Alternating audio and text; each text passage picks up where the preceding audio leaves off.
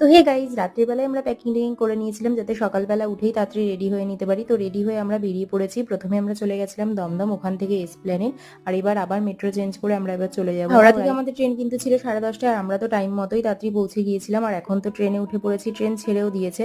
তো আমরা কোথায় যাচ্ছি তোমরা তো গেস করতেই পারছো। আর দেখো গাইজ, আমরা নেমেও পড়েছি। আর এখানে টোটো কাকুগুলো এমন ভাবে তাড়া দিচ্ছে, মনে হচ্ছে জোর করে নিজেদের টোটোতে উঠিয়ে নেবে।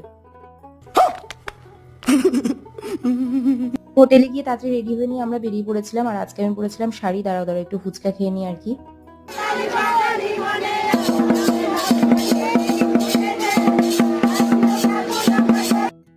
শুধু সোনাঝুরি হাটি ঘোরা হয়েছিল। আর নেক্সট দিন আমরা বেরিয়ে পড়েছিলাম কঙ্কালী মায়ের মন্দিরে। ওখান থেকে বেরিয়ে আমরা দেখে নিলাম এই যে বট গাছ, তারপরে চলে গেছিলাম ছাতিম তলায়, আর দেন চলে গেছিলাম সৃজনী শিল্পগ্রাম।